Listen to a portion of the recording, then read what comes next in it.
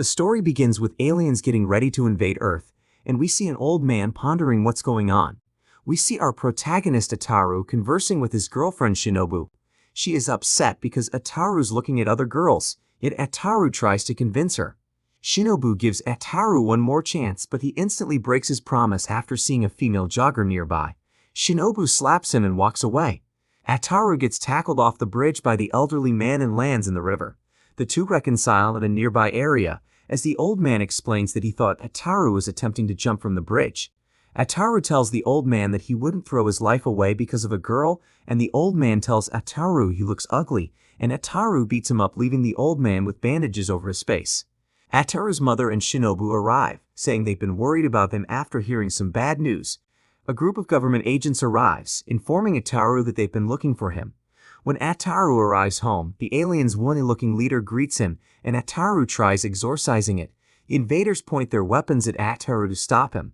They tell Ataru that he must defend Earth as apart from the alien's invasion plan. The alien leader says they want to compete in a showdown against a random human that their computer picks, and if they lose, they will give up and go home. The alien leader informs Ataru that he will compete in a game of tag against his daughter, Lum. Lum arrives at Ataru's house and introduces herself to everyone. While charmed by Lum's beauty, the alien leader explains that Ataru has 10 days to beat Lum in tag by grabbing both of her horns. Lum tells Ataru that he won't be able to get his hands on her, but Ataru is fired up. After some time, the competition between Lum and Ataru begins as everyone from the aliens and humans arrives at a large stadium to witness the game. The game starts as Ataru rushes to grab Lum, but she dodges him by flying into the air, which shocks him. He tells Lum she's cheating because he didn't know she could fly, but she tells him he should have done his research. After several failed attempts, Ataru finds the situation hopeless until a group of girls encourages him to keep trying. Ataru continues his attempts as 5 days pass. Journalists and citizens swarm Ataru, mocking and hating him for his failure. Lum looks at him from above and starts feeling bad for Ataru. Ataru's parents and Cherry converse about their worries about the alien's plans, and Cherry says it was unfortunate that he was born with terrible luck. Ataru's mother and father bow their heads in shame as his mother wishes she had never given birth to him. Ataru lay in his bed, thinking about his defeat. His friends see him depressed, and to motivate Ataru, Shinobu declares she'll marry him if he wins. This reignites Ataru's passion and motivation, as his other friends give off a sigh of relief. We arrive on the final day of the competition. As Ataru attempts to grab Lum's horns, he continuously utters the word marriage to motivate himself. Lum and the audience are left puzzled as Ataru grabs Lum's feet and laughs. She shocks him with her electricity powers and leaves him on the ground. However, Ataru gets back up and rushes toward her again as she hesitantly tries to evade him. Motivated by his desire to marry Shinobu, Ataru leaps into the air and grabs Lum. She tries to shoo him away, leading to Ataru removing her bra by accident. Ataru throws her bra into the air to catch Lum off guard. Lum grabs it but doesn't see Ataru from behind. He uses the opportunity to grab hold of her two horns and wins the game. He yells into the air that it's time to get married as the humans cheer in delight that the aliens won't be invading Earth anymore. Ataru dances, excited that he'll finally be a married man. However, Lum walks over to him and accepts his marriage offer. Lum's father is shocked, but Lum insists that Ataru proposed to him during their game of tag. Lum's father accepts their marriage and tells Ataru that he better take care of his daughter. Shinobu's upset with Ataru and leaves. In the morning, Ataru glares at his television screen, happy to see more ladies talking great about him on the news. Just then Lum arrives and Ataru is surprised that the aliens haven't left Earth yet. She tells him she plans to live with him since they're married. Ataru's parents look at him with disappointment. Lum shocks Ataru the next day for trying to cheat on her. He's furious that she keeps butting into his conversation with Shinobu over the phone, and tells her that he loves Shinobu. This infuriates Lum, causing her to electrocute Ataru. She flies off as Ataru drags himself to his home telephone. He calls Shinobu, who tries to plan her next date with Ataru. Somehow, Lum gets involved in their dual phone call, making it a three-way. She tells Shinobu that she plans to make babies with Ataru on Saturday night to infuriate her. Shinobu hangs up the phone enraged. Ataru cries about the situation, saying he hates Lum for ruining his life. In a spaceship, Lum monitors Ataru's actions from afar. She's infuriated that Ataru continuously tries to cheat on her. Ataru covers his ears as his mother rants about her friend is going to start spreading ill rumors about her because of his actions. While they're bickering, a newscaster on the TV reports that an aircraft flew over their hometown and disappeared. Ataru attempts to call Shinobu again, but Lum intervenes in the call again and makes up things to rile up Shinobu, but before she hangs up, Ataru stops and tells her to hear him out.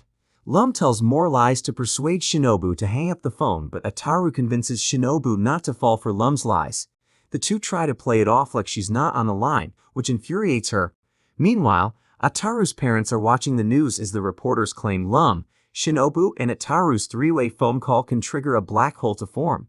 Ataru says he will pay Shinobu a visit in person, but Lum pulls a lever, shocking him with electricity and causing a thunderstorm to erupt in town. Ataru puts on a disguise, but before he leaves his father interrupts him. He gives his Rubbermaid raincoat to help him avoid getting electrocuted. As Ataru and Shinobu rush toward each other, Lum turns up the power, causing the electricity to go out across the town. Ataru and Shinobu get engulfed in smoke, making it hard for them to find each other.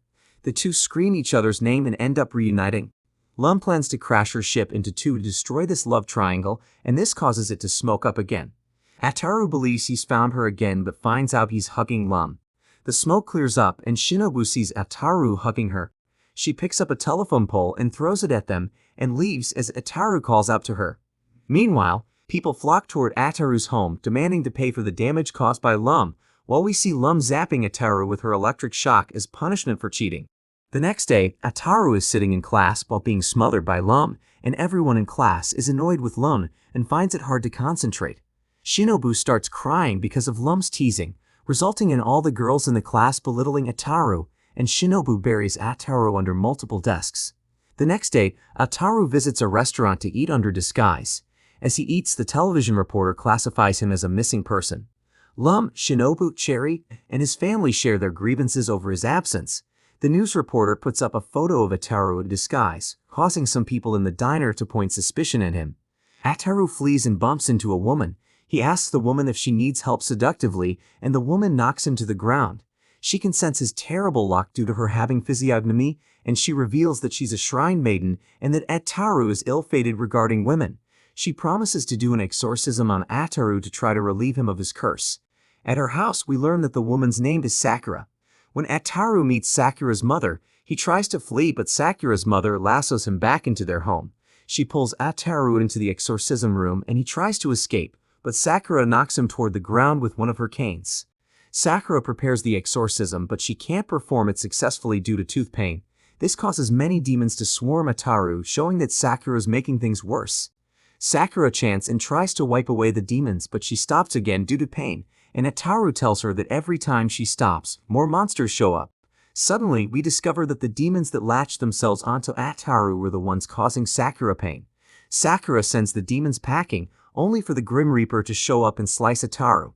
At the hospital, Sakura and her mother speak with Cherry, and he's happy that the demons causing her illness have vanished, and we find out he's her uncle. Everyone from the Grim Reaper and Ataru's loved ones establishes pity for him because they think he's dead.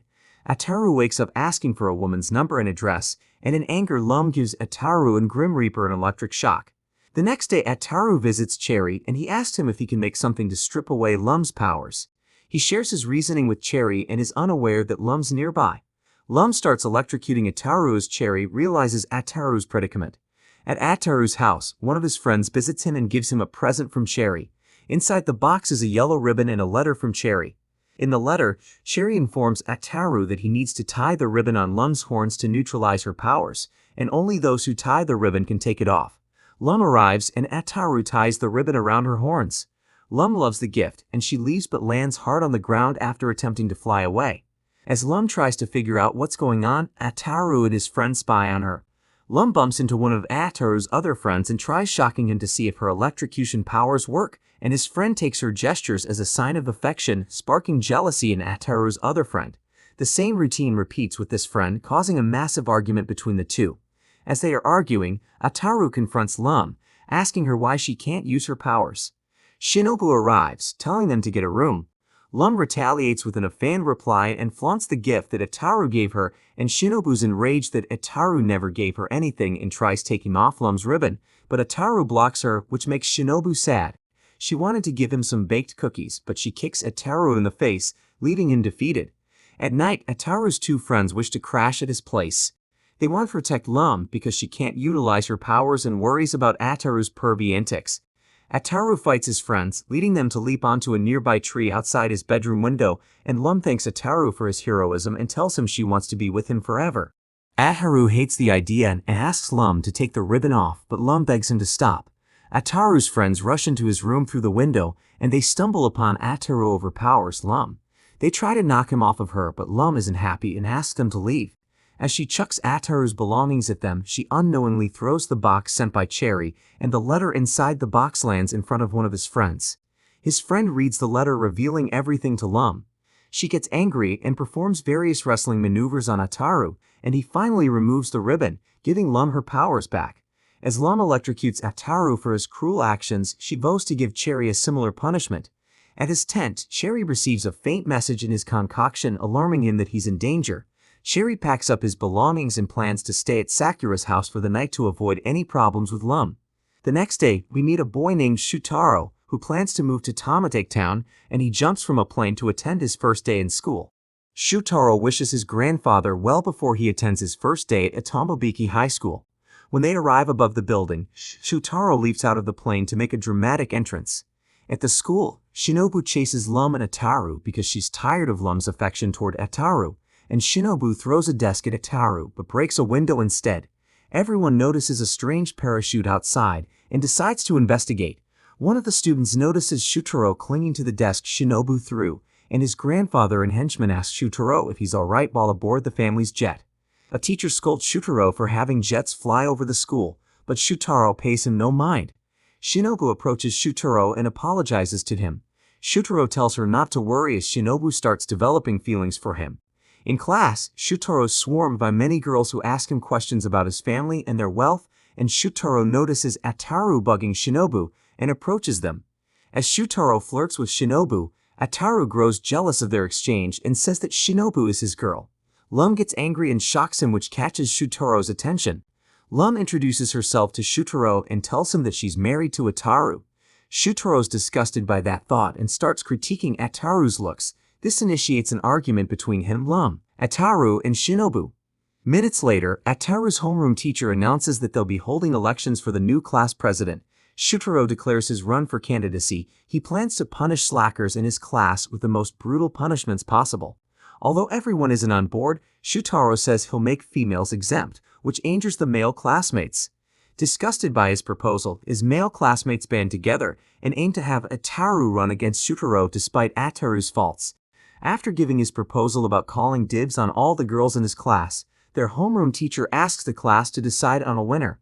Unfortunately, Shutaro and Ataru reach a stalemate, and Shutaro suggests a competition to declare the winner.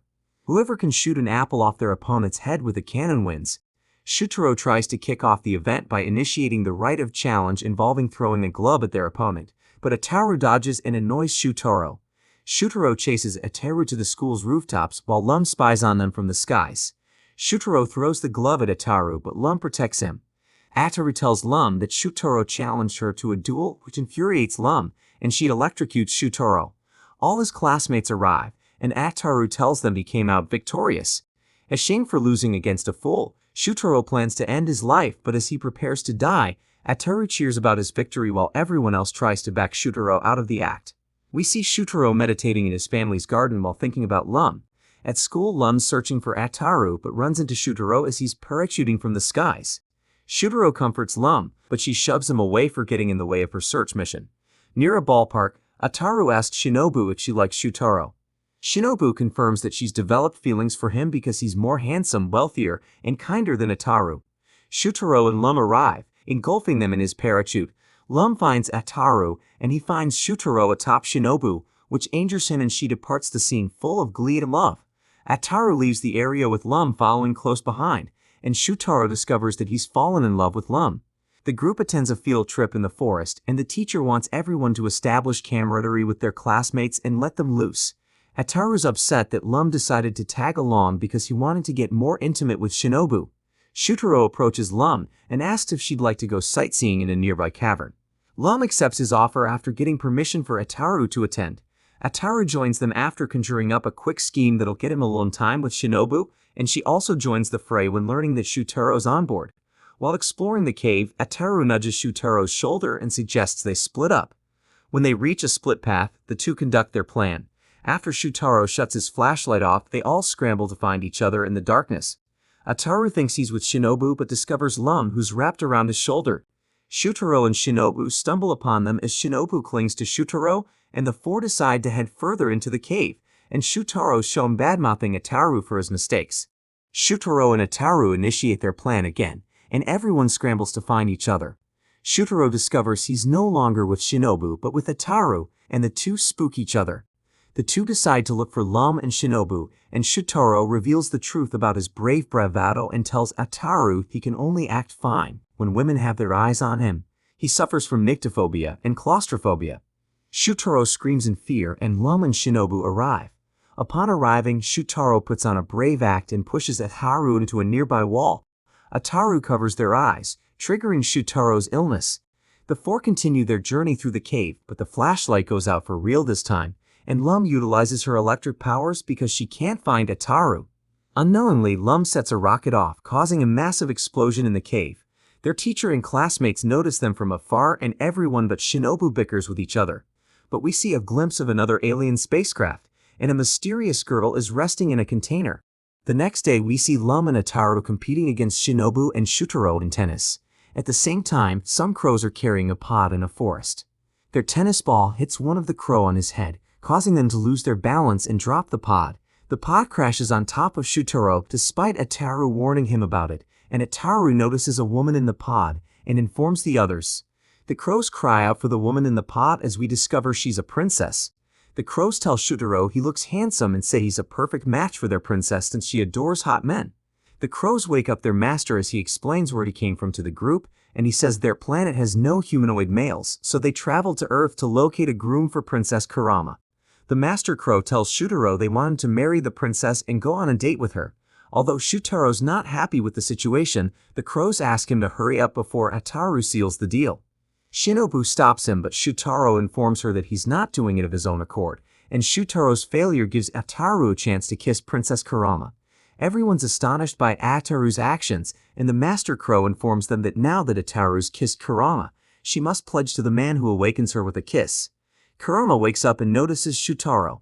She mistakes him for being the one that kissed her, and Ataru tries to tell Kurama that he woke her up, but Lum electrocutes him out of anger.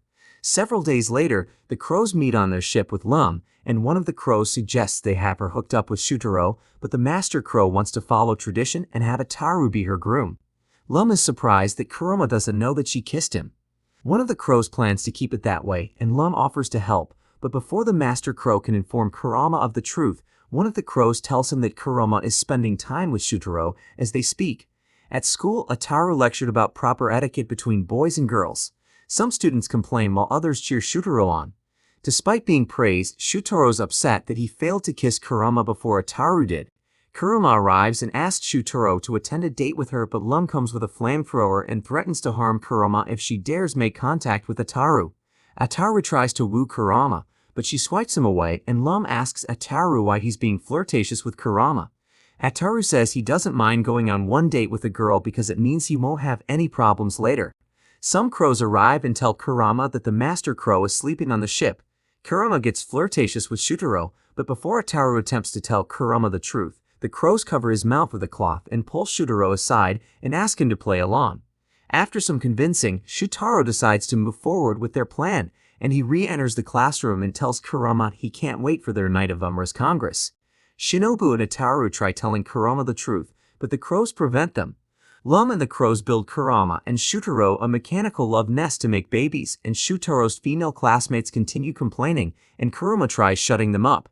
Shutaro doesn't want to do it in public, but Lum tells them she and the crows made the love nest fully enclosed, and Kurama drags Shutaro inside the love nest while everyone, including Shinobu, is troubled about the matter. Inside, we see Shutaro is nervous as Kurama asks him if she's opposed to making babies with her, but before they commit the act, Ataru squeezes his way into the ship, upsetting Kurama. The master crow arrives and informs Kurama that Ataru is the one who awakened her, and Kurama asks Shutaro if the master crow's telling the truth, and he confirms he is. He tells her he lied because he wants her to be happy. Kurama refuses to follow tradition, but the master crow insists on it. She asks him what would happen if they went against the rules, and the master crow says he doesn't know. They decide to know what would happen if Kurama broke tradition. The Master Crow has his men on his ship's computer, so he can access the mother computer on their home planet. He hopes to locate knowledge from previous elders. After many masters fail to explain, the present Master Crow locates the crow who started the tradition. He refuses to explain the reason for creating the ceremony, but Kurama insists she has a right to know.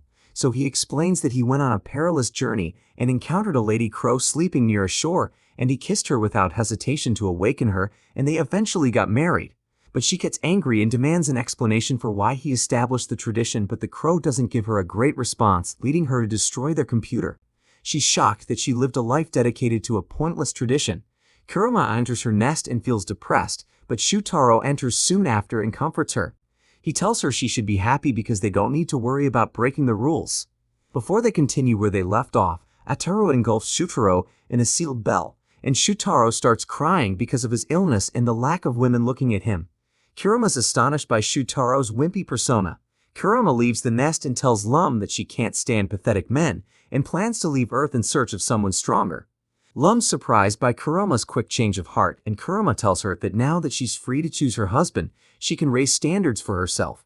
The next day, some classmates inform Ataru that there's a new school nurse, so Ataru rushes to the nurse's office to get a good look at her. He learns it's Sakura, the shrine maiden from before. Meanwhile, tons of boys, including Shutaro, gawk over Sakura, but after glancing at her again, Ataru develops feelings for her. Sakura shoos everyone away with one of her heels. Seconds later, some men arrive and ask Sakura to perform an exorcism on their boxing gloves. Seconds later, Cherry's cat and Cherry barge into Sakura's office because the cat stole his fish. Sakura knocks them out of her office with her chair, and the men notice that Sakura sent one of the gloves flying along with Cherry and his cat. At the same time, Lum is flying over the area and gets hit by the same glove. Lum shows it to Ataru in school, and he explains what it is, but Ataru realizes the glove's possessed by something as it's forcefully moving him around. The glove forces him to cuddle with various girls, resulting in Lum punishing him with her electricity. The glove forces Ataru to fondle Shutaro, and the two get into a heated argument. Sakura arrives in the classroom in her shrine maiden outfit and explains the situation to everyone, and she says the glove is cursed by an entity called the Love Clincher. It adores getting close and personal with people by performing a cinch hold, and explains that a residual boxer cursed these gloves and used them in the past. He was a fearsome being that no one wanted to meet, and Lum gets close to Ataru, activating the gloves. He protects Lum by taking the glove's punch. Ataru approaches Shutaro, and the right glove sends him into the air, resulting in another fight between Shutaro and Ataru. Sakura hatches a scheme and places Ataru and Lum inside a barrier-covered boxing ring. Sakura says that Lum and Ataru should continue doing their back-and-forth antics in the ring to help with the exorcism. Ataru protects Lum to the best of his abilities because he doesn't want to hit a woman, but gets knocked out by his own hooks as Sakura enters the ring and removes the gloves. She says the exorcism worked as the constant hugging and punching satisfied the spirit, and Sakura punches Ataru after he tries to make a move on her. Lum and Ataru are heading to school, and Ataru tells her not to interfere with the scoring girl's routine as they pass by a loving couple holding hands. Lum tries to grab Ataru's hand, but Ataru spots Shinobu and rushes toward her, which infuriates Lum. At school, Shutaro receives another love letter from a female classmate, and his male classmates are jealous. Ataru and Lum arrive as Ataru's male classmate glances at his disrespect toward her. His classmates head into the restroom to let out some steam, and they forge a vengeance-filled scheme to get back at Shutaro for swiping all the girls off his feet. In class, the boys create a fake love letter directed toward Ataru. Once the boys complete it, they get Ataru to read it aloud. Ataru reads some hateful remarks toward Shutaro, which catches his attention, and Shutaro looks at the letter's handwriting and says it couldn't have come from a cute girl. Lum arrives and notices Ataru jumping in glee, and Shutaro tells her that he's joyful because he received a love letter from a girl, and Lum demands Ataru tell her who gave him the letter. Lum cries into Shutaro's chest, which makes him happy and the other male classmates jealous.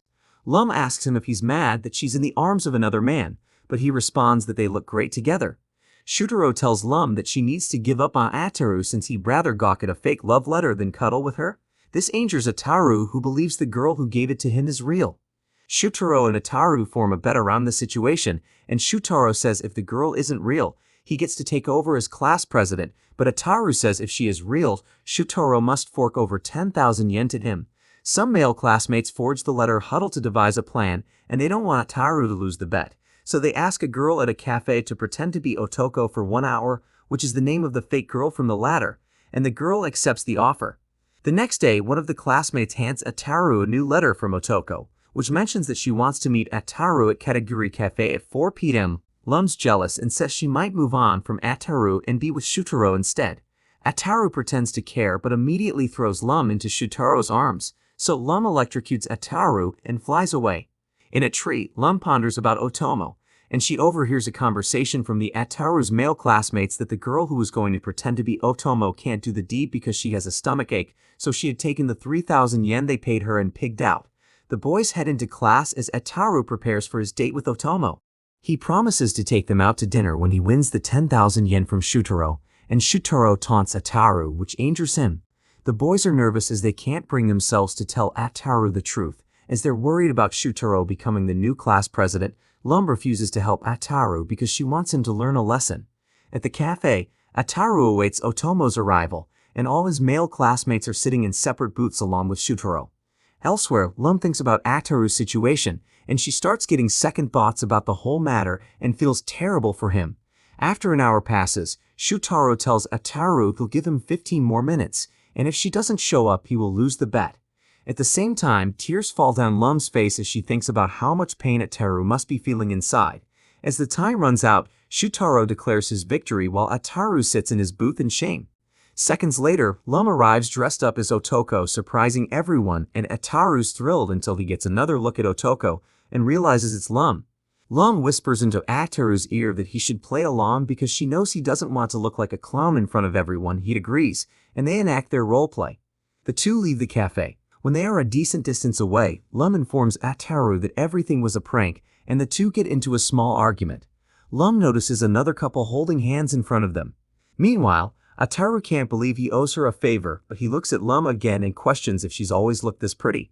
Before Lum flies away, Ataru grabs her hand and suggests they continue walking together a bit longer. The following day, Lum receives a transmission from her father. Lum's father reminds her about their clan's annual showdown event. In the next scene, Lum informs Ataru that he'll be participating in Setsubun with her on her home planet, and she opens an interdimensional portal in his room, and the two arrive at her planet. Ataru and Lum link up with Lum's father. He and his people will battle an opposing faction deemed the Lucky Gods. Someone blows a horn, and the Honest and Lucky Gods engage in a game of basket tower toss, which disappoints Ataru, but he spots one of Lucky God's female warriors and heads toward her. Lum tells Ataru to get away from her and confirms the red-haired girl's name is Benton and she is her friend. At Ataru's home, his mother is upset that they ate sukiyaki without him. Sherry arrives and tells them that he received a premonition that Ataru is in hell, and suggests that his parents must help Cherry guide Ataru's soul to heaven to honor his death, but before he can do so, he asks Ataru's mother to make him some sukiyaki. Lum is angered by Ataru's flirtatious attempts on Benton, and she plans to play along with Ataru despite Lum. Benton flirts with Ataru, and Lum loses control over her team's basket. After the battle ends, Lum's father announces the winner, and the Lucky Gods claim victory as Lum's father chooses Ataru to face punishment. At Ataru's house, his parents and Cherry finish their second round of sukiyaki, and Ataru's mother threatens him to proceed with the ritual since Cherry wants to depart. Cherry summons a vision that allows them to peer into Ataru's whereabouts, and his family and Cherry notice Ataru strapped to a pole while being pelted with items, and they believe that Ataru's in hell. We see Ataru waking up from a cold next to Shinobu, and suddenly everyone from Shutaro to Cherry starts arriving at his room. Shutaro and some students are furious that Lum isn't with Ataru, and he tells them that Lum went to Neptune to visit an old friend. Suddenly, cold weather engulfs Ataru's room, and Shutaro opens one of Ataru's closets, causing an avalanche to shower everyone with snow. Ataru's schoolmates dig away in the snow to find Ataru held by a mysterious girl, and Cherry plans to exorcise the girl because he thinks she's a demon, but Shutaro stops him, and the girl reveals that Ataru's closet now houses a mysterious portal to her world. She asks if anyone can guide her back to her place, and they accept. Ataru and his friends follow the girl. Ataru tells one of his friends that Lum turned his closet into an interdimensional passageway the other day, and Shutaro comments how the entrance has vanished, so they can't turn back now. The girl tells the group not to fall behind because the passage they're traversing now crosses through dimensions. They reach a large hole, and the girl hears two cries for help. Someone points out that one of the voices is Lum's, and the girl hops into the hole, while Ataru and the others follow suit. Lum rushes to Ataru's aid but asks why he came here and confirms that they're on Neptune. It appears the girl they were following was her old friend Oyuki. Other girls ask Ataru's male classmates and Shutaro to shovel away at the snow. Tataru, Lum, Shinobu, and Cherry follow Oyuki into her mansion. Inside, Oyuki says they opened an interdimensional hole to dispose of all the snow they have to shovel on her planet. She reveals her undergarments and plans to prepare tea for everyone. Ataru was infatuated by Oyuki's pleasant demeanor and dashing appearance, and Lum electrocutes him out of jealousy, causing Ataru to leave the area. Ataru recounts how Oyuki's better than Shinobu and Lum because she's kinder, and Oyuki takes Ataru to a room because she notices he has a fever. Ataru and Oyuki put the moves on each other, but before they do anything further, Oyuki's manservant Bibo breaks one of the room's walls and attacks Ataru, and he realizes that Bibo's a Yeti. Oyuki informs Ataru that Bibo views her like an elder sister and doesn't like men showing affection toward her. Bibo chases Ataru to the interdimensional hole and returns to Ataru's home. Several hours later, Tomobiki Town's citizens and news crew cover the events unfolding at Ataru's household. Bibo is holding Ataru atop his house, making it look like a parody of King Kong. Bibo and Ataru yell while Lum, Oyuki, and the others look at them.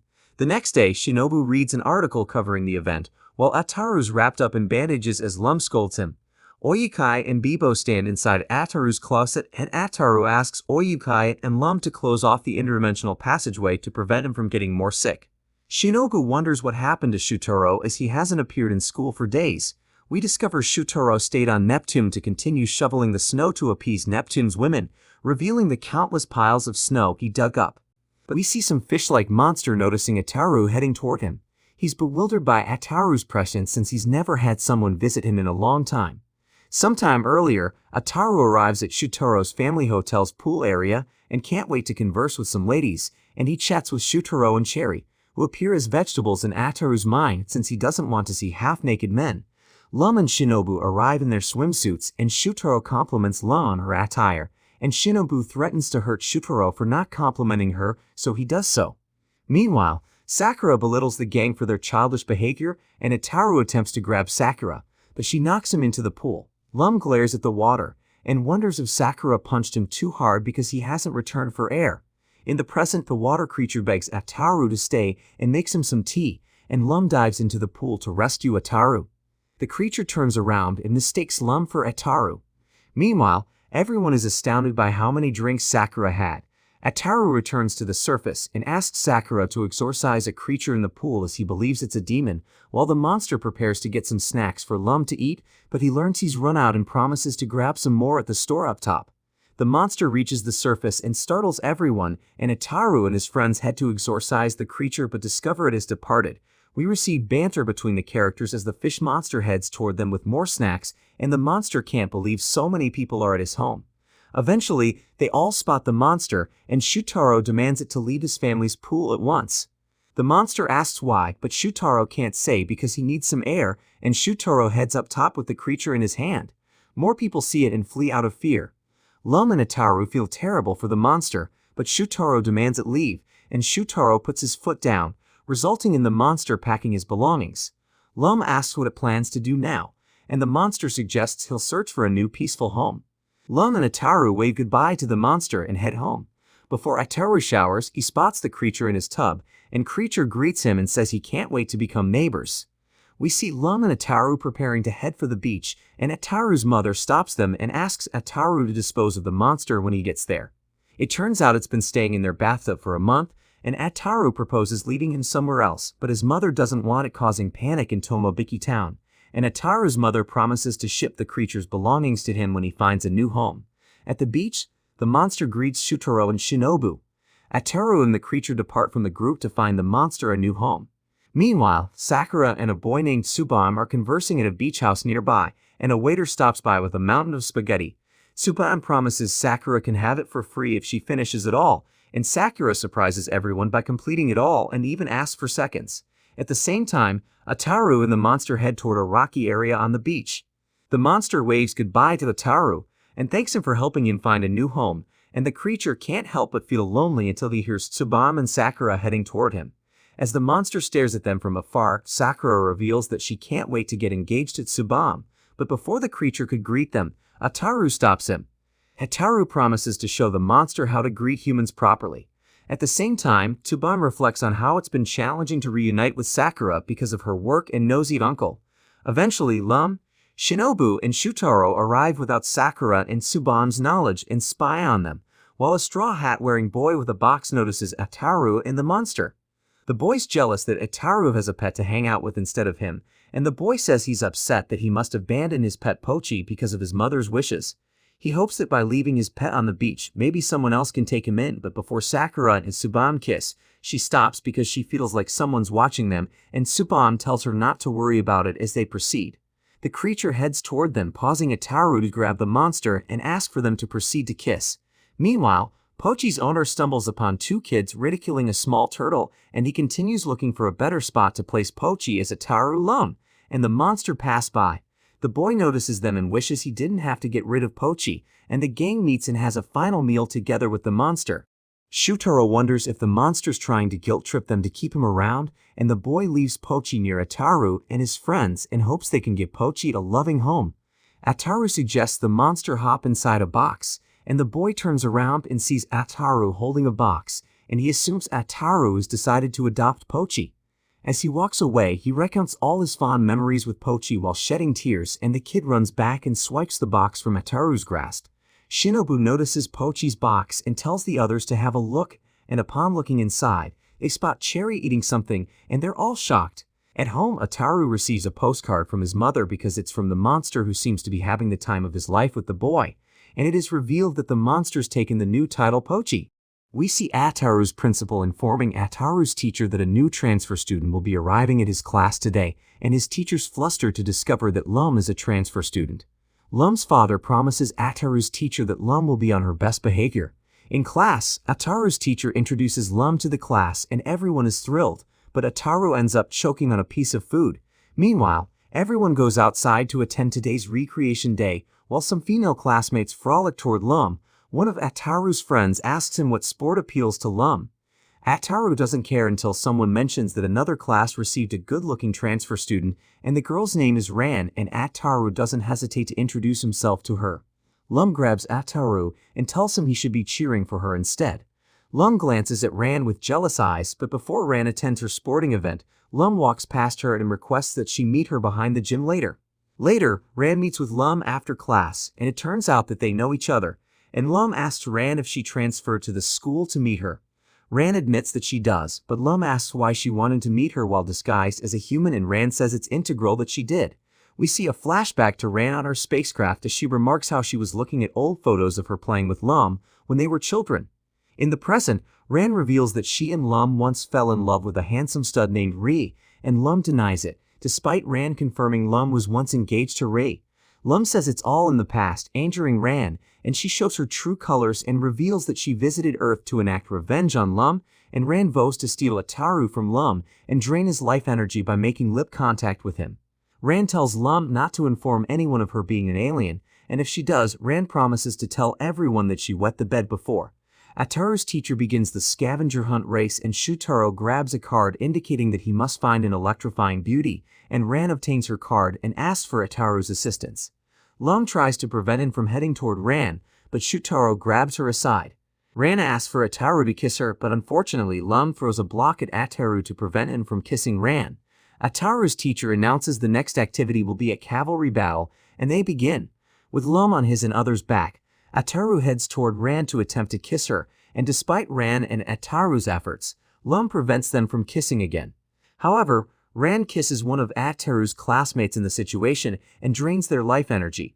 Later that day, Lum and Ran visit an area next to Tomobiki's bridge, and Lum requests that she leaves Ataru alone, but Ran steers the conversation into another memory. In a flashback, we see a younger Lum and Ran making wishes while staring at the stars, and they reveal their dreams to each other. They both wish to find the world's most wonderful husband. Ran brings up Ri again and gets infuriated by the fact that he only had eyes for Lum and not her, and Ran yells and vows to murder Ataru to get payback. Lum was standing near a tree, and she received a letter from Ran, who wanted to meet her at this location to inform her about something. Ran sends an android of herself to meet with Lum. The android reveals that Ran plans to return home and no longer wants to seek revenge on her, and she plans to hold a farewell party on Sunday and wants Lum to attend the fiesta with Ataru. Lum grows suspicious as Ran's robot asks that she doesn't tell him that she'll be going home, and the robot explodes and drops a map signifying the location of Ran's farewell party. On Sunday, Lum and Ataru arrive at Ran's party, and Ran shows them to her room and hands them some cookies and refreshments. Lum's worried about the meal having tranquilizers or something. When Ran heads into the kitchen to grab something, Lum notices one of Ran's sentient creatures that she's playing off as a mundane vase. Lum pours the cookies into his mouth to see if Ran put something inside them. It turns out that Ran places something in the cookies as the creature falls asleep, and Ran returns with a cake and is furious that her plan didn't work. Lum heads into the kitchen to clean off their dishes, but behind the curtain, Lum knows Ran might try to seduce Ataru behind her back. Lum peeps through the curtain to spy on them, and Ataru suggests Ran kiss him while Lum's gone, but Ran doesn't want to upset Lum. Seeing Ataru egging Ran to kiss him angers Lum, and Ran heads into the kitchen and sees Lum cleaning the dishes. Ran glances at her oven and informs Lum to return to Ataru's side. As Lum heads back into Ran's room, she wonders if Ran gave up on taking Ataru from her. When Lum returns, she notices Ataru's missing, and he left a door wide open, and it turns out that Ataru went on a stroll. During his stroll, Ataru wonders why Ran's home looks off-putting. Meanwhile, we learn that Ran was baking an Ataru-looking android inside her oven, and Lum barges into the kitchen as Ran swiftly pushes her Ataru clone into the hallway. Ataru notices the clone and finds it strange, and Ran grabs the real Ataru and tells Lum he was here the whole time, and Lum grabs the real Ataru and plans to head home. At the same time, Ran enters the hallway and kisses the fake Ataru android because she believes it's the real one, and Ran realizes her mistake and yells as Lum tries dragging Ataru home. At night, Lum ponders over her encounters with Ran and wonders if she's really going home. The next day, Lum notices Ran and asks why she didn't go home, and Ran yells at Lum and says she hasn't finished getting her revenge yet. We see an Oni-like creature roaring into the sky while holding a Lum-looking toy. Cherry receives a premonition that something bad is about to happen as Ri has arrived on Earth. At Ataru's house, Lum and Ataru get into an argument over Shinobu. Cherry arrives and warns Ataru to flee the area as a monster is heading his way. Meanwhile, Shinobu encounters Ri and gets startled by his presence. Lum and Ataru continue arguing with each other until Ataru spots Shinobu at his window, but Shinobu's not alone as she's with Lum's ex-fiancé Ri, who startles everyone. He transforms into his human-like form to calm them down, and Ataru's mother storms into Ataru's room because she doesn't want him to cause trouble, and she finds Lum asking Ri to leave as Ataru introduces him to her. Ataru's mother is heartstruck by Ri's handsome looks, and Shinobu asks Lum why she doesn't like Ri. Lum argues that she doesn't like Ri's beast form and would rather spend her life with Ataru. This infuriates Ri immensely, and Ataru's mother returns with snacks and blushes when Ri takes her hand, and his mother notices his father depressed in the corner. The two rush down the stairs as Ataru's mother aims to explain herself, and Lum explains to Shinobu that she doesn't like Ri's slob-like nature and doesn't care if he looks attractive, and Lum hugs Ataru again, enticing Ri to transform into a beast again. Lum confronts Ri for his behavior as he takes out some toys, and someone translates his actions into words. It appears Ri traveled to Earth to propose to Lum, and Ri transforms into a human again and whips out a manual to help him propose to Lum. Lum continuously denies his attempts, hugs Ataru, and declares she'd rather spend her life with him, and this angers Ri transforms and chases Ataru and Lum out of the house and toward Tomobiki Park.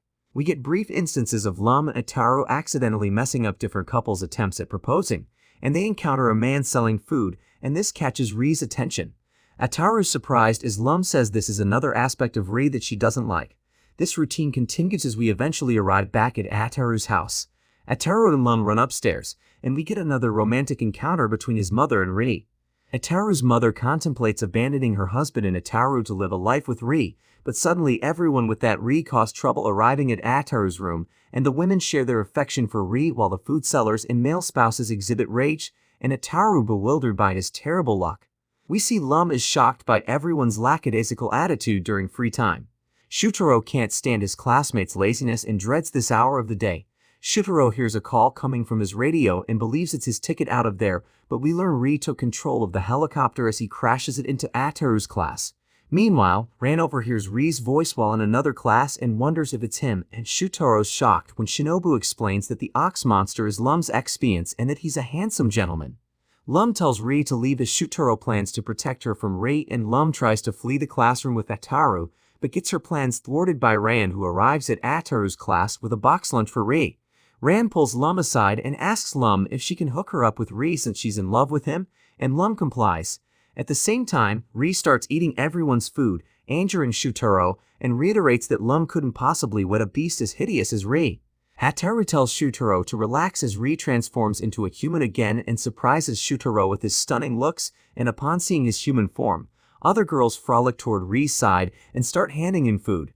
Meanwhile, Ran asks Lum to report on Ri's activities, and Lum can't stand his pig-like eating habits, but Ran argues that's what she adores about him, and Ran plans to get them her food.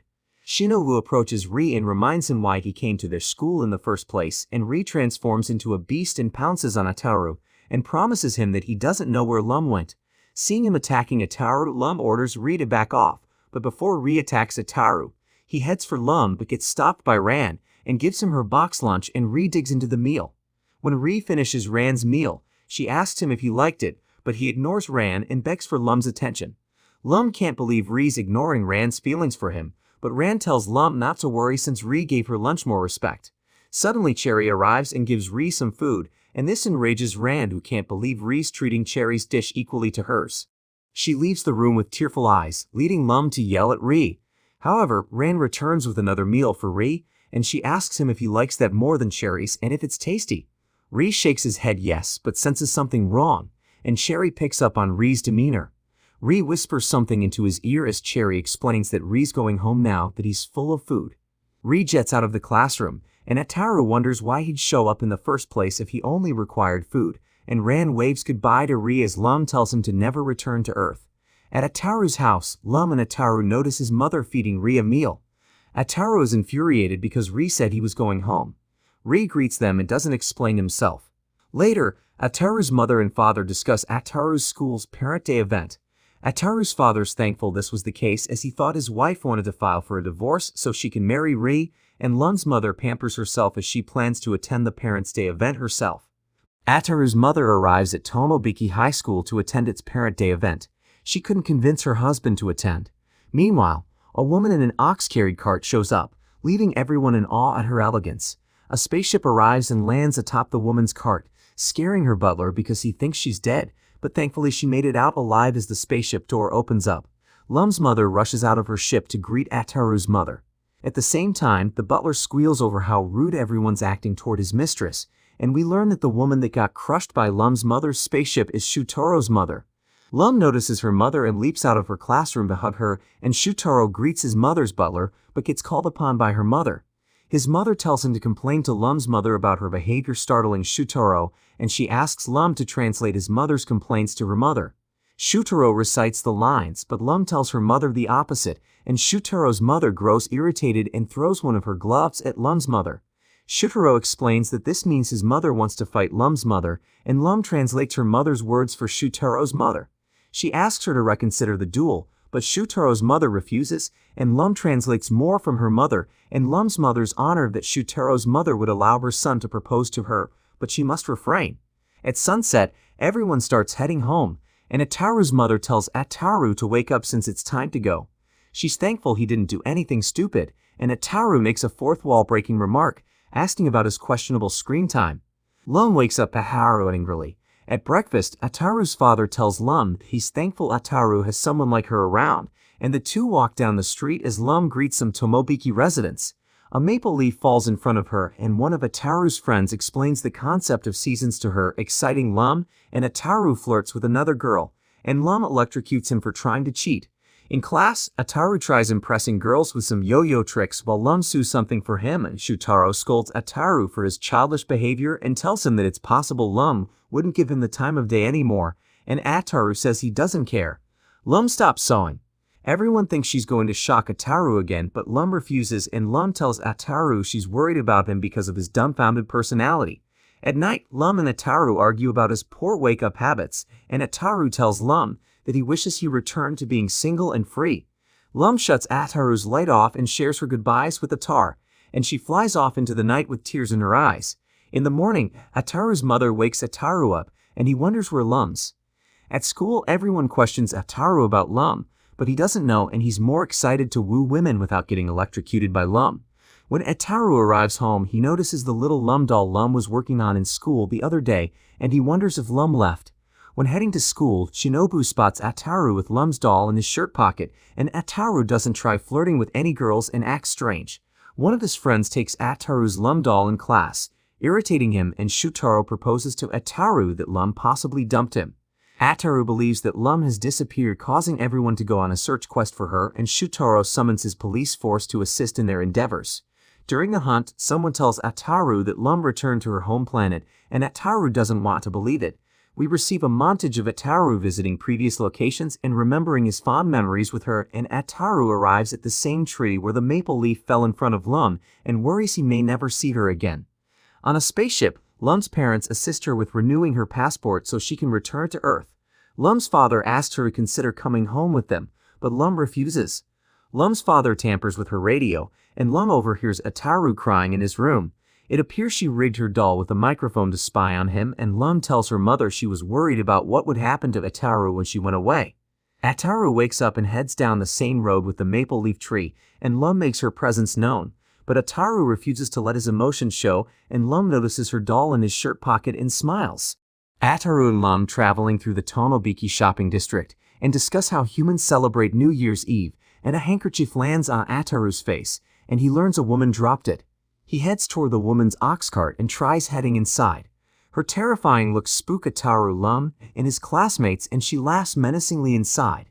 At school, Ataru and Lum tell Shutaro what happened, but he's not buying it, and he ponders it over and feels he knows who they're referring to. While our characters enjoy at lunch, some men in black suits roll out a red carpet for the same girl who spooked Lum, Ataru, and the others. The girl approaches Shutaro as everyone glares at her beauty, and the girl clutches onto Shutaro and tells everyone that they're engaged. Shutaro's female classmates and Shinobu attack him because they're not happy he led them on. Shutaro approaches the girl because he's furious about what she's starting. Shutaro reveals that Ryoko's his sister and loves pulling pranks, and Ryoko explains that she took time off from school to deliver food to Shutaro. It took her about 4 days to travel from home to here via the ox cart, and Shutaro's bewildered by this and refuses to eat the food, upsetting Ryoko. Ataru offers to eat lunch in Shutaro's stead even though his friends are against it. Ryoko and Lum get into an argument because she wants to be the one to feed Ataru the food, and Shutaro butts in and tells Ryoko to stay away from Ataru. Ryoko and he gets into an argument. Ataru starts putting the moves on Ryoko to spite Shutaro, leading to more banter. Ryoko orders her men to lock Shutaro up in the class's locker, and he starts whining because of his mental condition. Although his male classmates think he's a loser, the female students find him charming, and Ryoko asks Ataru to visit the Shutaro family estate. Shutaro tells Ataru not to do it, but he's not budging. As everyone fights, Ryoko giggles as she finds her brother's disinterest in Ataru entertaining and arrives at the Shutaro estate, and Shutaro greets him. He warns him not to lay a finger on Ryoko, but suddenly Lum, Sakura, Shinobu, Oyukai, and Benton arrive at the party wearing kimonos. Unlike Ataru, Shutaro is happy to have them join in the festivities. As everyone looks around, Shutaro informs them that this isn't the main house. Only a tiny part of the Shutaro estate serves as his room, and Ryoko welcomes everyone from atop one of the roofs, and she informs them that an oshi meal has been made for them inside the party room. The gang heads inside and sits on the cushions. Benton and Ataru exit the room from the secret trapdoors, startling Lum and Shutaro. Everyone else gets pushed out of the room by a closing wall. Benton and Ataru find themselves alone on a conveyor belt. Meanwhile, Shutaro and the others wonder what's going on, and the family's agents split them up using a forklift with needles attached. Shutaro, Shinobu, and Lum find themselves trapped in a room with a bizarre man. At the same time, Benton and Ataru escape the conveyor belt area, and one of the men in black greets them, and they tell the two to follow the red arrows on the ground. Benton's had enough and goes in the opposite direction, and she gets caught with a net as one of the men places a sticker on it that reads failure. Ataru follows the arrows and meets up with Shutaro, Shinobu, Lum, and the strange man who we find out is his grandfather. Shutaro's grandfather offers them some tea. After they drink it, Ataru, Shinobu, and Shutaro get paralyzed, and it turns out he put an anesthetic in the drink. Lum's unaffected because she's an alien.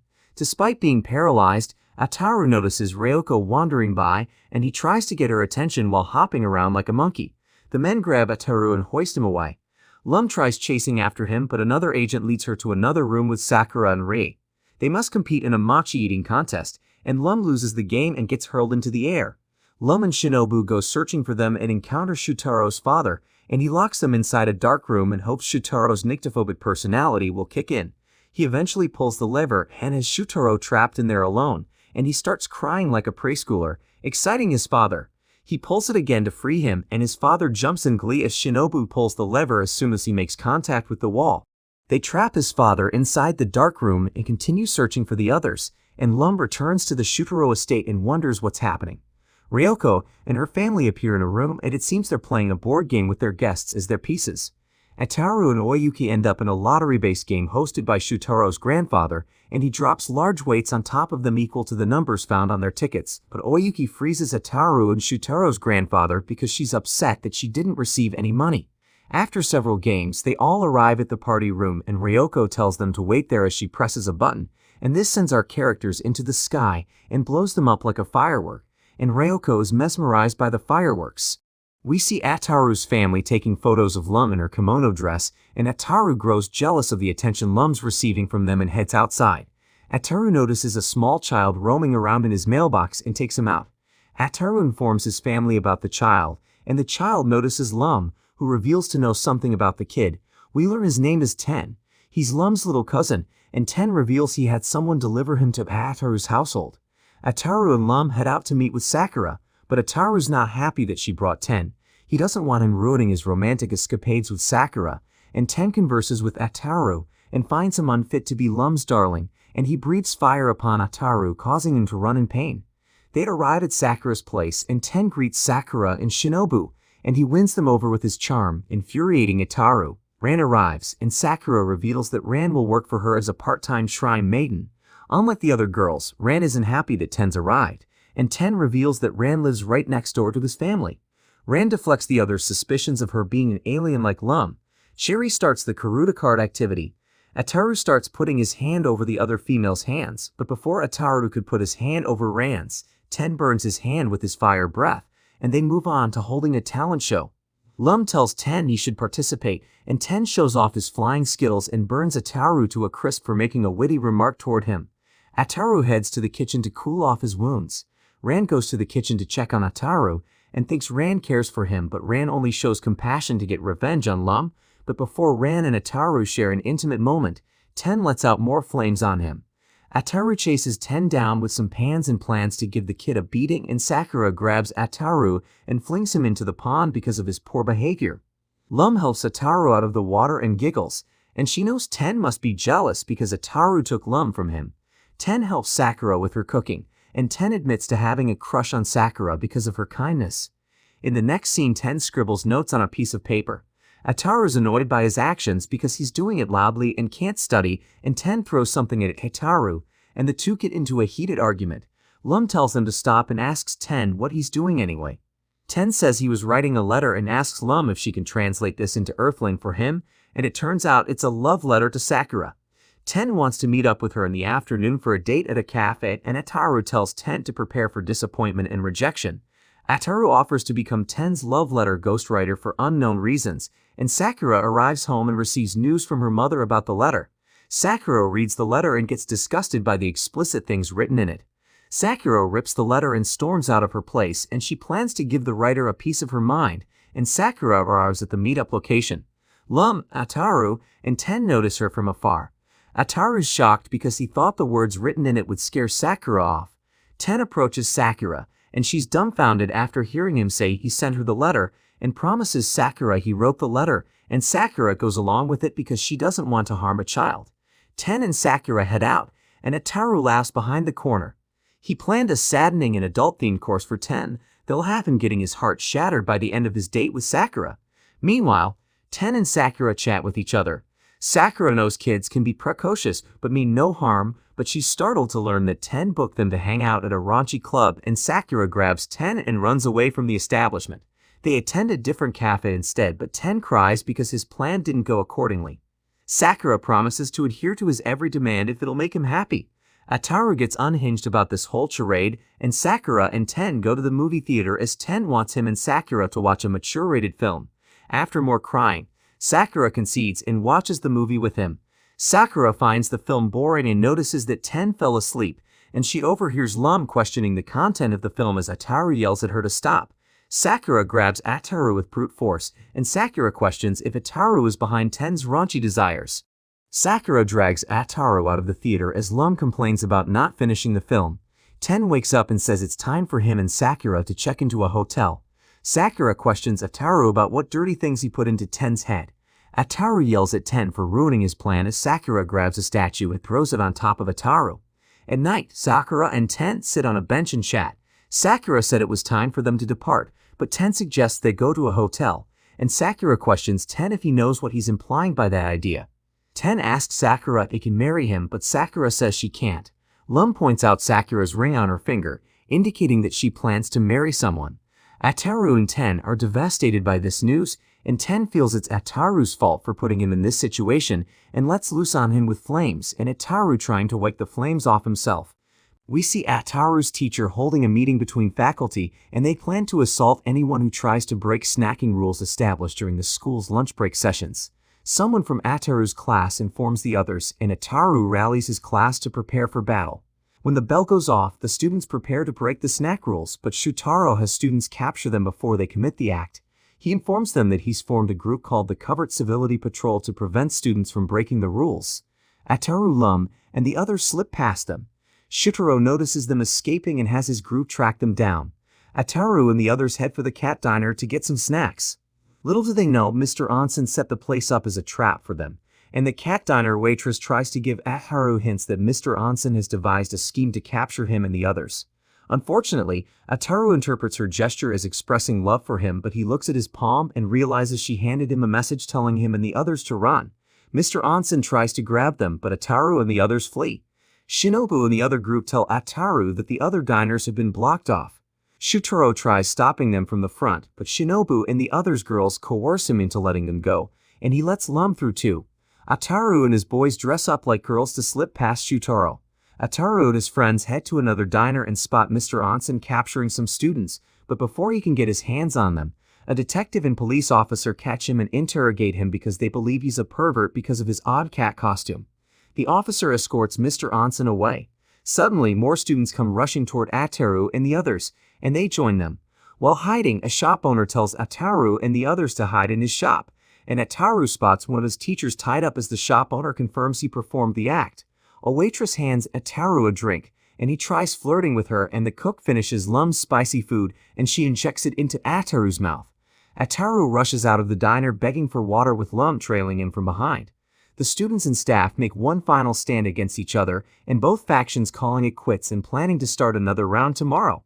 In the next scene, the girls intend spending time at a diner, while Ataru spies on them behind the window and wonders how Ten can grab the attention of so many women. The girls discuss Sakura's fiance, Tsubame, and she shows them a picture of her and him together, and she confirms that Tsubame dabbles in black magic and likes wearing capes. Ten whips out his galactic online shopping center device, and we receive a commercial for a product called the Lovey-Dovey Crystal Ball. The product has the power to determine if your significant other is a perfect match for you or not, and Sakura thinks it's a garbage device, but Ten orders it anyways. Although Sakura doesn't want it, Shinobu asks for it instead. Ten tells her to look into its eye, and whoever she sees is the man she's destined to marry. Shinobu's surprised by who she sees, enticing Lum to check for herself. She sees Ri and is flabbergasted, and Ran checks the eye and sees Ataru. Sakura looks up and notices all three girls are devastated by who they saw. Lum and Ran don't want to tell each other who they saw. Shinobu wants to leave because she saw Tsubame and feels they're too far apart in age to date. This angers Sakura, who checks the ball for herself, and she notices Ataru and Shutaro in the ball and is completely stunned. Meanwhile, Tsubame, Shutaro, and Ataru hide under the table to spy on the girls.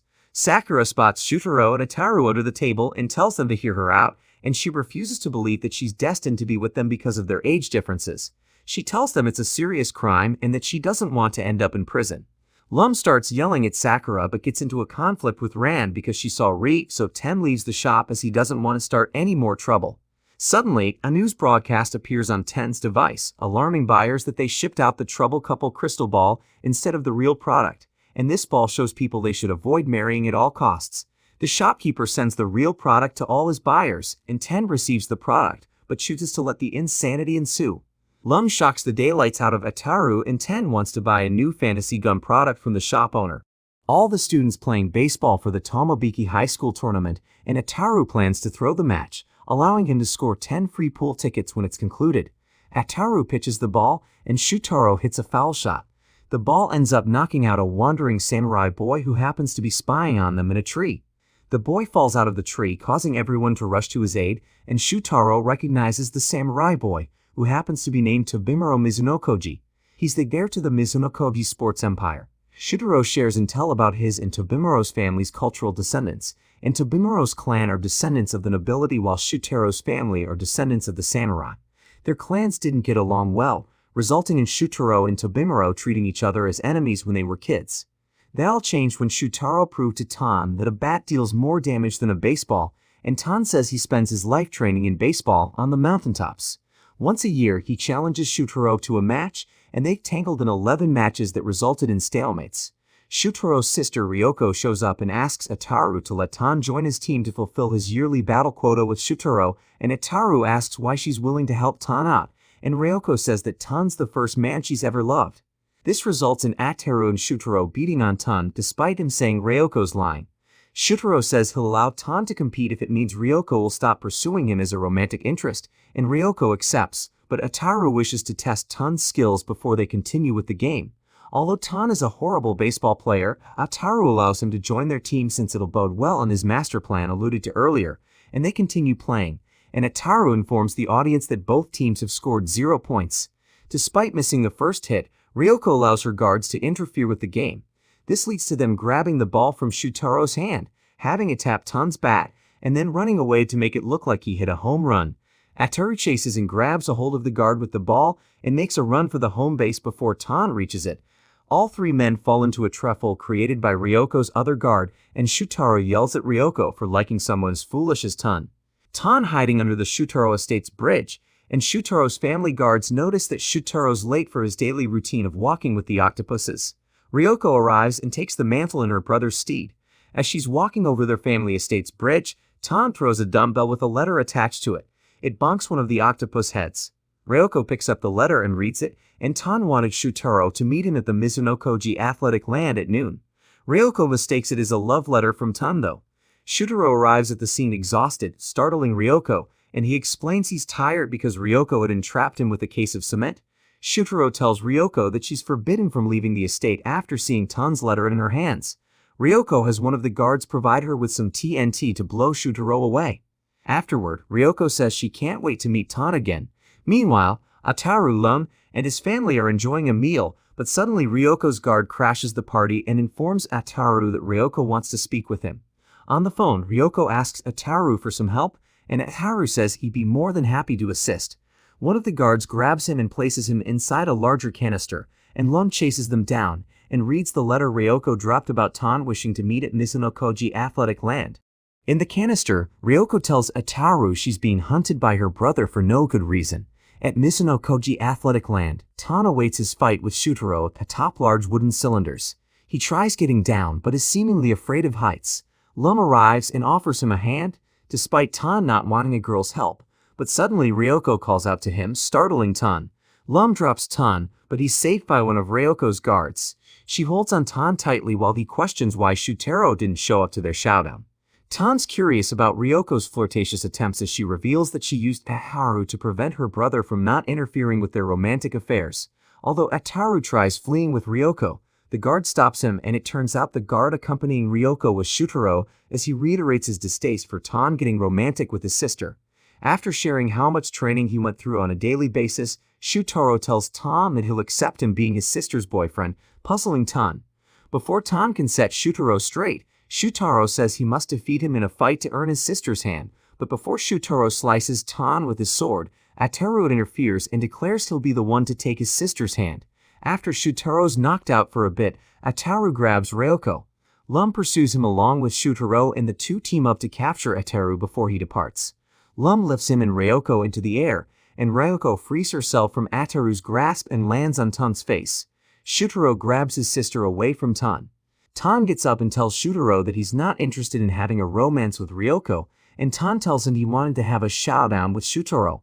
Even after Lum reads the letter aloud, Shutaro believes Tan's letter was a love letter, and the two bicker about it and engage in combat. It's revealed that this isn't the first time Ryoko interfered with Tan's attempts at fighting Shutaro. After some wacky antics, Shutaro stops chasing Tan and says he'll allow him to pursue his sister, but Tan states that he's not interested in girls. Lum checks up on Ran's progress in winning Ri's heart, but Ran mistakes her kindness as Lum wants to get back with Ri. Later, Ran visits Ri in space to enjoy a fabulous dinner with him, and Ran understands that Ri may only like her for her meals, but she's okay with that as long as she can spend time with him. Afterward, Lum visits Ran on her spaceship and wonders if she's cooking up a scheme. Ran tells Lum that Ri kissed her and Lum congratulates her, so Lum leaves happy because she no longer needs to worry about getting harassed by Ri. Upon arriving at Ataru's place, Lum notices Ri, who is dying to see her again, and Lum gets upset and says he should spend time with Ran since he kissed her. Ran shows up at Ataru's place and notices Lum and Ri together. Angering her, Ran starts getting upset when Ri forgets their kiss. Ran cries about the situation while Ri notices some food crumbs on her lips. He proceeds to kiss Ran again, resulting in her looking shocked. Ran screams to the heavens that this is the happiest moment of her life. Ran and Lum having tea at a parlor, and Ran says she likes spending time with Lum since she's her only friend on Earth, but Lum argues she doesn't like hanging out with Ran because of her consistent personality swaps. Ran argues Lum's to blame for that as we get sent into a flashback to when they were kids. Lum had arrived at Ran's spaceship for a sleepover. Ran's mother tells Ran not to wet the bed and for both girls to get a good night's sleep. When she leaves, Lum wets the bed. However, she places Ran in the spot to put the blame on her. Ran's mother yells at Ran for wetting the bed and leaving a stain on it. When Ran's mother leaves, Lum comforts her and promises to give her her favorite doll. Ran spends the night at Lum's spaceship and is thrilled to have a new doll, and they head to sleep, and Lum pulls the switcheroo gimmick because she wet the bed again. In the morning, Ran's mother arrives to see if Ran's causing Lum's family any trouble. Lum's mother tells her there's nothing to worry about while hanging laundry. Ran's mother notices a urine stain on Lum's blanket and yells at Ran. In a flashback, we see Lum and Ran throwing rocks at a space creature and fleeing, and whoever falls behind has to treat the loser to ice cream.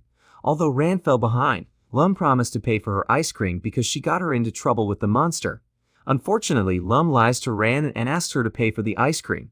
In the present, Lum's angry with Ran for sharing stories that paint her as an ill person. In response, Lum shares a tale where she took the fault for destroying Ran's mother's doll with darts. Ran's mother blamed Ran for the incident because Lum was holding her darts. In the present, Ran says Lum treated her like a footstool and lived a better life than her, and Lum starts feeling bad for treating Ran terribly. Lum leaves the parlor and Ran gets stopped by the waiter because she forgot to pay for her meals.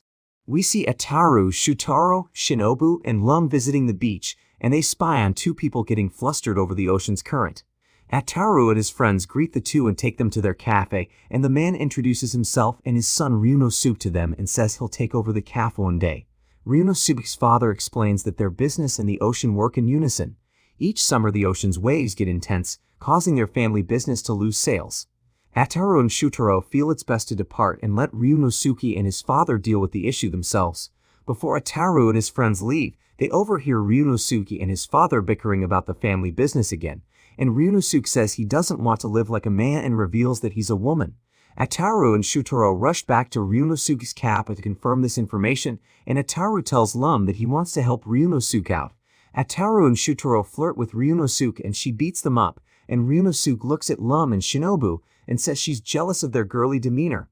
She wishes she could wear female clothing, but her father wants her to be more masculine so she can run the family business properly. After seeing them bicker over trivial things, Ataru and his friends attempt to leave again, but Ryunosuke's father convinces them to help them out in exchange for a free meal. Ryunosuke and her father get into a fistfight and knock each other out. Lum and her friends argue that their first step in helping these two out is to prevent them from fighting. Ryunosuke and her father wake up and learn they've been chained up, and Lum says they should try to talk things out instead of using their fists. Unfortunately, Ryunosuke and her father don't listen, resulting in the cafe collapsing due to their overwhelming strength. Ataru and his friends call it quits and leave the beach. A week passes and we see Ryunosuke and her father enter Tomobiki town and get into a fight. Ataru and Lum spot the pair and greet Ryunosuke's father, and he explains they're looking for ways to make cash since they need to rebuild their cafe. They plan to work at a live-in job at Ataru's school's supply store. Ryunosuke will be attending classes with Ataru and his friends. Ryunosuke's father offers her a chance to attend school in a sailor uniform, but she must defeat him in a fight. She fights her father but loses due to Ataru's interference. Ataru's teacher introduces Ryunosuke to the class, and she's wearing a boy's uniform, and the girls mistake her for a male. Shutaro grows concerned as he now has competition. Shutaro, Ataru, and two other boys meet up and plot to put Ryunosuke in a sailor uniform. Ataru and the boys meet Ryunosuke's father, batter him, and retrieve a sailor uniform. Ryunosuke discusses his livelihood with some female classmates and wishes she could wear a sailor uniform like them. Ataru and his friends present Ryunosuke with a sailor uniform. Although she's grateful for their offer, she wants to defeat her father in the fight before wearing it. Ran arrives and catches Ryunosuke's attention. She represents the girls she idolized as a kid. When Ran leaves, Ryunosuke asks Lum how she can get in touch with Ran.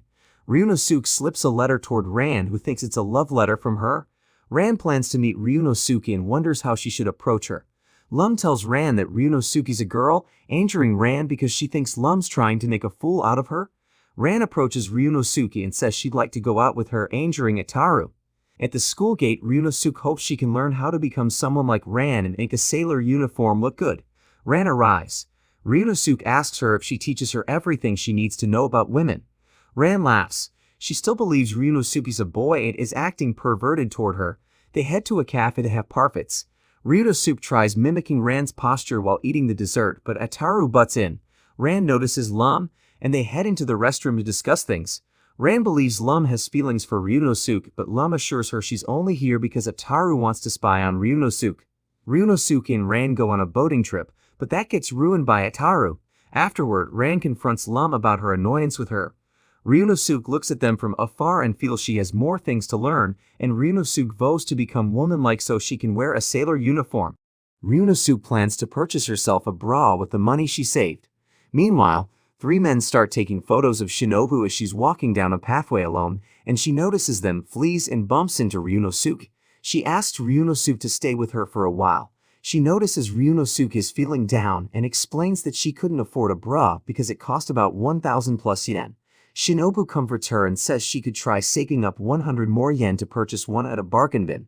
The men following Shinobu reveal themselves as high schoolers from Butsumetsu High, and they tell Shinobu that their boss is interested in going out with her. Shinobu declines their boss's offer, upsetting them, and they tell Shinobu that their boss is persistent about dating her, and Shinobu warms up to date their boss, but she leaves after seeing what their boss looks like in a photograph. At their boss's hideout, he preaches about his love for Shinobu, and his minions plan to snap photos of Shinobu with her boyfriend, hoping their boss will let his feelings go. At Tomobiki High, Shinobu explains to Ataru and his friends that she and Ryunosuke will be going on a date to help the Butsumetsu High boys out with their boss's affection.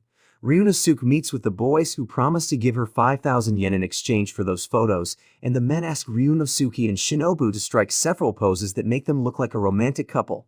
Ryunosuke starts getting carried away and gets slapped by Shinobu. While taking photos at the cafe, Ataru interrupts one of the photo sessions, so Ryunosuke punches Ataru and tells him to mind his business. Ataru shows Ryunosuke a bra that she could have if she stops her date with Shinobu. Lum electrocutes Ataru for trying to intermingle with her, allowing the Butsumetsu boys, Shinobu, and Ryunosuke to flee. They try taking photos near a water fountain, but Ataru finds them.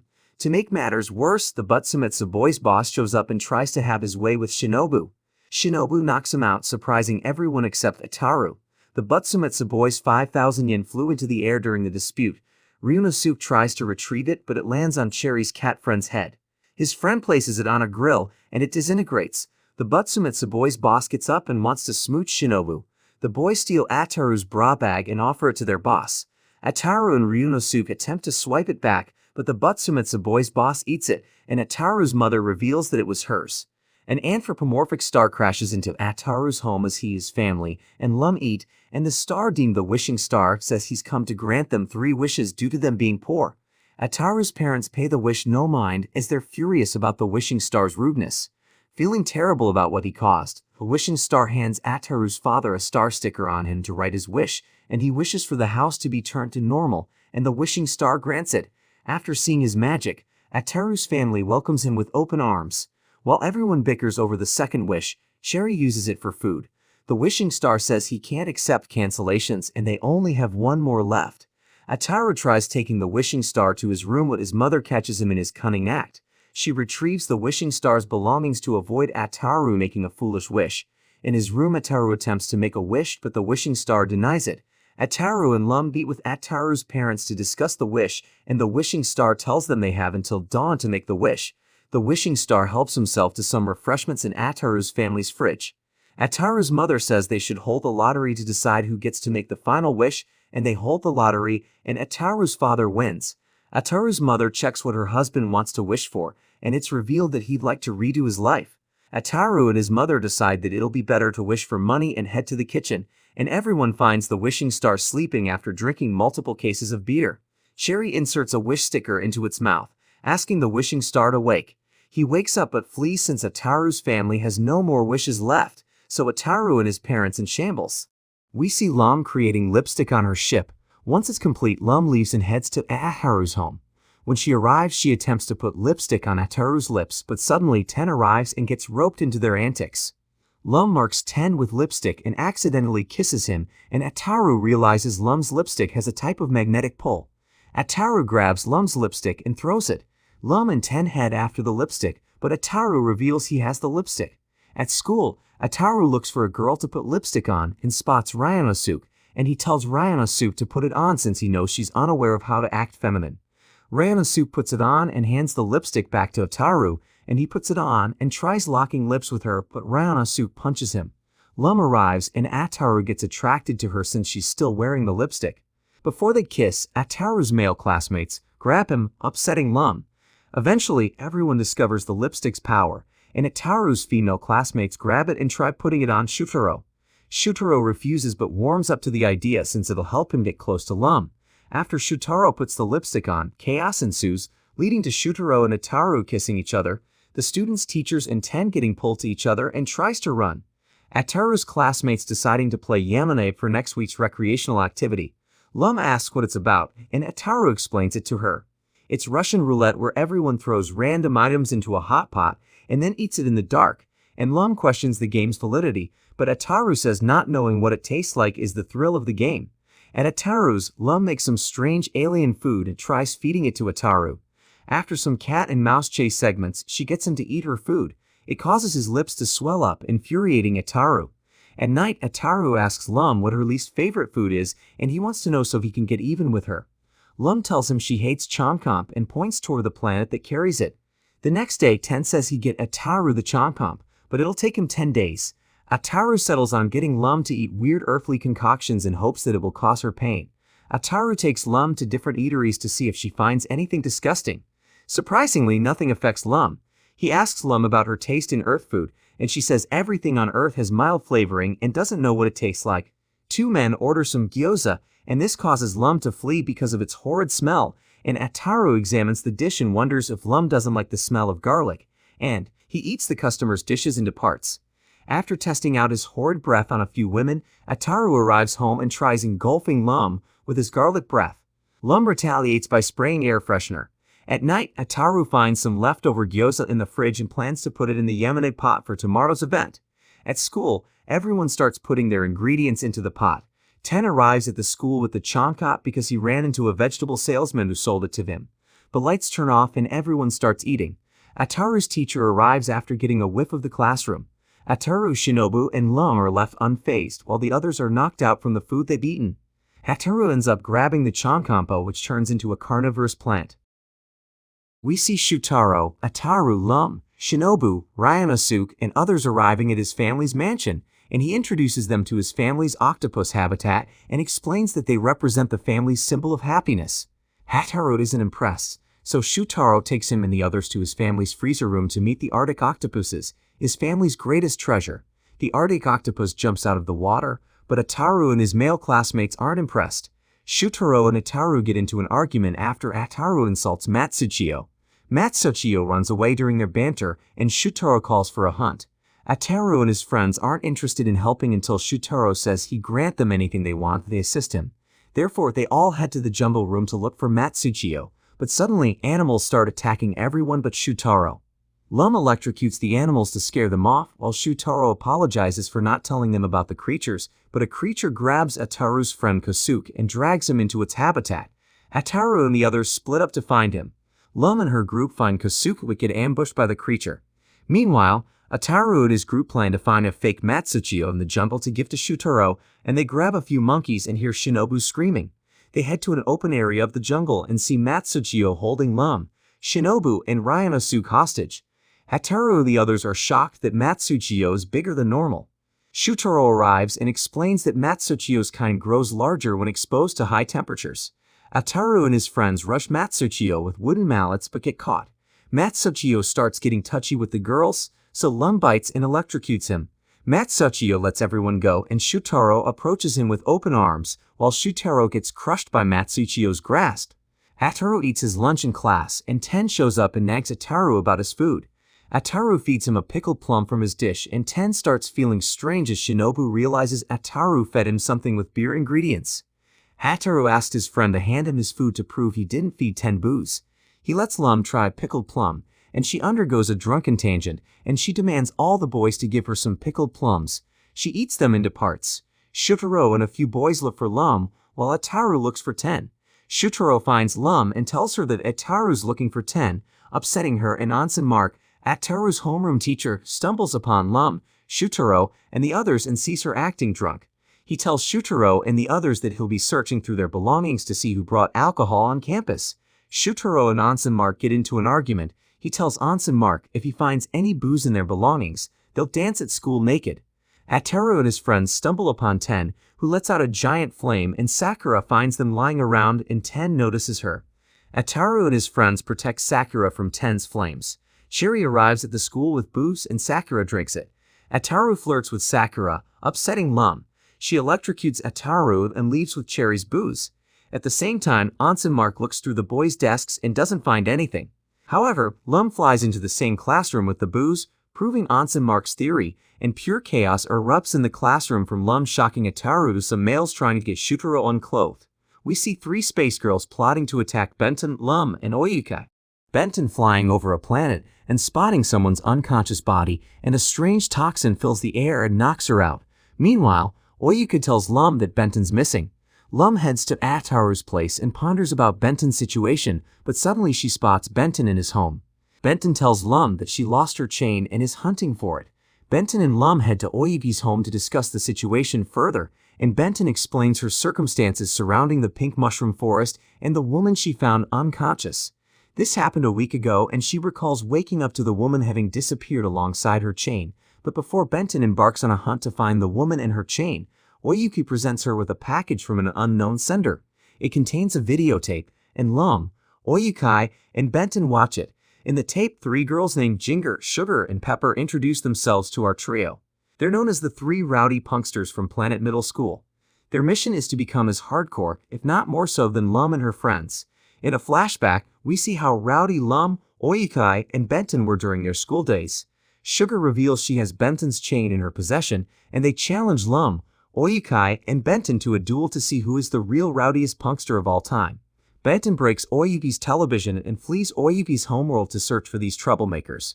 Oyukai and Lum follow her. Meanwhile, Sugar, Ginger, and Pepper discuss their worries about challenging Lum, Oyukai, and Benton. The former plan to rely on their supercomputer called the Salt to claim victory. At the same time, Oyukai and Lum catch up with Benton, but she doesn't want them to get involved. Oyuki shares some kind remarks with Benton, who always took Oyuki as cold-hearted, but she retracts her statement when Oyuki gives her an invoice to pay for the damages to her television. Lum tells Benton she forgot to take the map to Sugar and her friend's duel spot, came with the videotape. Benton and her friends meet Sugar and her pals in a cafe on Earth. Benton and her friends question Sugar and her allies' weird behavior. Suddenly, Sugar and her allies leave the cafe with Benton's chain. Benton and her friends chase after them in Tomobiki Town. Lum electrocutes a tree to stop Sugar and her friends in their tracks. Ginger and Pepper abandon Sugar with Benton's chain.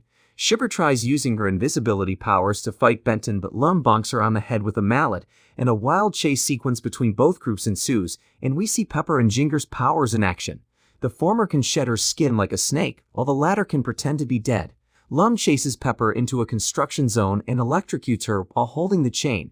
The chain breaks, shocking Lum. Pepper, Sugar, and Ginger hide behind pipes while Benton and Oyuki confront Lum about Benton's chain. Oyuki tells Benton that she should forget about the chain. Benton refuses, making Oyuki wonder if Benton got it from someone special to her.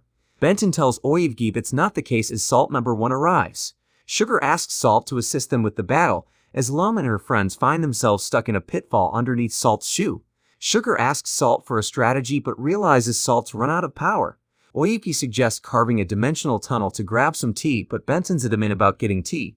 Lum wants to tell Benton the truth, but she's worried that Benton will steal Ataru from her in exchange for breaking her chain. Lum and Benton argue while Sugar and her friends fill Salt with fuel. Salt powers up, throws up chains and leaves. Benton and her friends notice the multiple chains on the ground. After beating Sugar and her friends up for the problems they caused, Benton finds her chain. Benton and her friends flee to her planet to celebrate. When they reach Benton's home, she reveals that she uses her chain as a key to Lum and Oyevgip's displeasure. Benton and her friends are shocked to see Sugar and her allies in Benton's home. Apparently, she left the back door open. Instead of engaging in another bout with them, Lum, Benton, and Oyevgip chat about life, while Sugar and her friends taunt Benton and the others in a corner. We see Rayan, Benton, Oyukai, and Lum discussing events surrounding Planet Urchin. Oyuki brings up a figure named CaO2, and everyone starts panicking. We flash back to when Oyukai, Benton, Lum, and Ran are toddlers attending Planet Elementary School, home to the legendary robot teacher, CaO2, the Cosmo teacher. CaO2 notices the 4 girls causing problems and punishes them. Afterward, Benton and the others plan to get revenge on their teacher for making a fool out of them. They place a 500 pounds weight above the entrance and wait for it to land on CaO2's head when he enters the classroom. And the plans work flawlessly, but CaO2 doesn't feel any pain. Oyuka leads everyone in the bowing routine and the weight falls atop CaO2's desk. He punishes the girls again. In the present, Ataru and Shutaro arrive to listen to their tale about CaO2. Lum and the others continue sharing more narratives regarding them trying to destroy or cause CaO2 pain. After firing a missile at him, CaO2 chases Benton, Lum, and the others off the school grounds and toward Planet Urchin. After maneuvering through its many spikes, CaO2 gets trapped on the planet, so Benton and the others leave him there.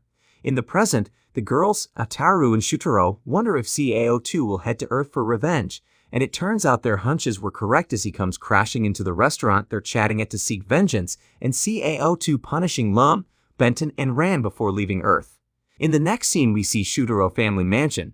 Ryoko shows Shutaro that he made a voodoo doll of him, and Ryoko starts torturing Shutaro with it because she's drawn by what it can do, but Ryoko entrusts her men to give Shutaro's voodoo doll to Ataru. They don't share what it's for, but Ataru accepts and Shutaro fears for his life at school, while Ansemark shares a story with a premise similar to Rainbow One Half. Throughout the day, Ataru makes contact with the doll unknowingly. Shutaro suffers as a result. During class, Shutaro figures out that Ataru has his voodoo doll. He has a hunch Ataru doesn't know about its capabilities and plans to steal it from him. After protecting Ataru from harm's way many times, Shutaro asks Ataru for the straw doll, and Ataru refuses to hand it to him because it was a gift from Ryoko. One of Ryoko's men arrives and tells Ataru what the doll can do. He starts hammering away at the doll to make Shutaro feel pain. At the mansion, Shutaro starts working on a voodoo doll for Ataru to make him pay, while Shutaro and Ataru get into a voodoo battle. We see Ten selling his lollipop for a magic bottle to a salesman on a strange planet, and heads back to Ataru's place to mess with the bottle. Lum arrives and gets sucked into the bottle. Lum frees herself from the bottle using her electric powers but remains small. She reads the label on the bottle, and it says they must purchase the big bottle to return her to her size, and orders Ten to buy a new bottle for her. He leaps and Ataru enters the room and notices Lum has shrunken. Lum tells Ataru that she needs love from him to become normal. Although Ataru's annoyed with Lum's antics, he plays along with Lum's charade, and after spending a night with Lum, Ataru grows concerned for her, but he overhears Lum discussing her situation with Cherry's cat friend Kotatsu and learns she lied, which angers Ataru, so he locks Lum up in a cage since she lied to him. He leaves to pick up some girls, injuring Lum. Meanwhile, Ten asks an anthropomorphic turtle where the bottle salesman is at. We learn the salesman's a scarecrow named Gosaku and that he's smashing all the bottles at the dump. Ten plans to confront Gosaku before he smashes all his bottles. At the same time, Ataru fails to get himself a date. Ten arrives and explains the situation to Ataru. He realizes Lum might be in actual danger and heads home. He spots Lum on the rooftop since a cat freed her from her cage prison. Lum doesn't listen to Ataru, so he grabs her and gets picked up by Ten in his scooter, and they travel to Gosaku's dump where he's still smashing bottles. They reach the location and Ataru throws Lum in the jar, returning her to normal size, and Lum walking alongside Ataru, who is wearing a cage for a hat. We see Tomobiki High School holding a Queen of the School competition. The winner will receive 150,000 yen as a reward. Some participants include Lum, Shinobu, Sakura, Ran, Ryanosuke, and other students. The first competition is a test of strength and most girls succeed, and Ryanosuke's father learns Ryanosuke is competing and doesn't want her involved.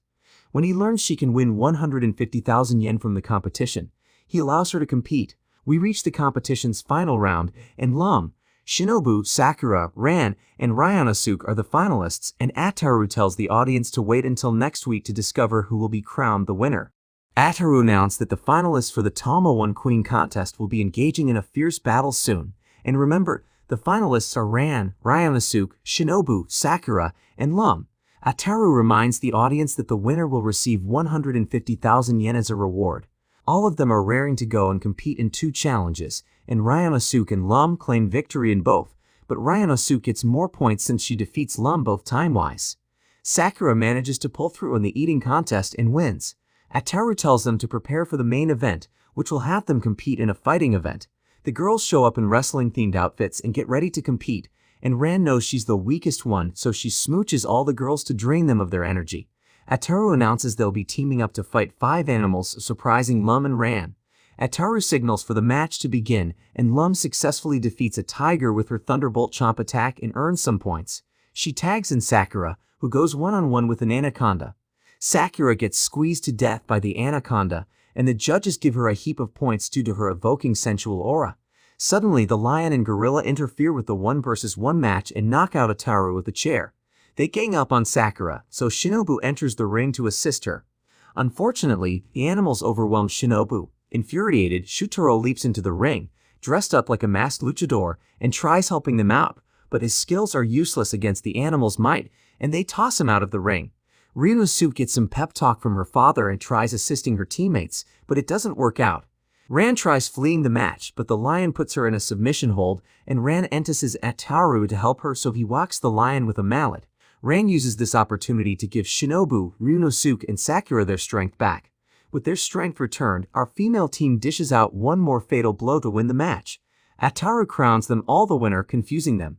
The principal explains that due to their muscles and techniques, the judges got distracted and couldn't keep track of the scores.